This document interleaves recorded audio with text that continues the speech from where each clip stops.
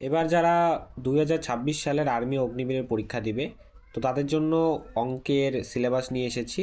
তো এখানকার মধ্যে যে কটা চ্যাপ্টার দেওয়া আছে এই কটা তোমরা ভালো করে পড়বে, দেখবে কমন পেয়ে যাবে। 100-তে 100 লিখে দিব, এখান থেকেই অঙ্ক আসবেই আসবে।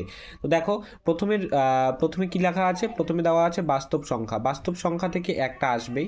তারপর দেওয়া আছে ভগ্নাংশ, ভগ্নাংশ থেকে একটা আসবেই আসবে।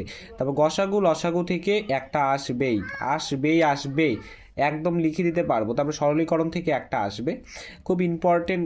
গসাগু লসাগু থেকে একটা আসবেই, সরলীকরণ থেকে একটা আসবেই, ভগ্নাংশ থেকে একটা আসবেই, একদম হাতে লিখিতে হবে। তাও ভগ্নাংশ বাস্তব সংখ্যাটা একবার দেখে নিতে পারো, বাস্তব সংখ্যাটা একবার দেখে নিয়ে যেতে পারো। তারপর অনুপাত থেকে দুটো আসেই, প্রতিবার দুটো করে আসেই। প্রিভিয়াস ইয়ার কোশ্চেন দেখে নেবে, প্রতিবার অনুপাত থেকে দুটো কোশ্চেন আসেই। অংশীদারি কারবার থেকে একটা আসবেই। সময় গড় থেকে একটা আসবেই। সময় কার্য থেকে একটা আসবেই।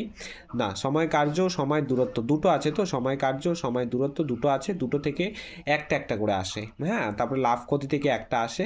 সরল সুদ ও চক্রবৃদ্ধি থেকে দুটো কোশ্চেন আছে। সরল সুদের একটা চ্যাপ্টার, চক্রবৃদ্ধি সুদের একটা চ্যাপ্টার, দুটো কোশ্চেন আছে এখান থেকে। তারপর শতকরা থেকে একটা কোশ্চেন আছে। তারপর নৌকা স্রোত থেকে একটা প্রশ্ন।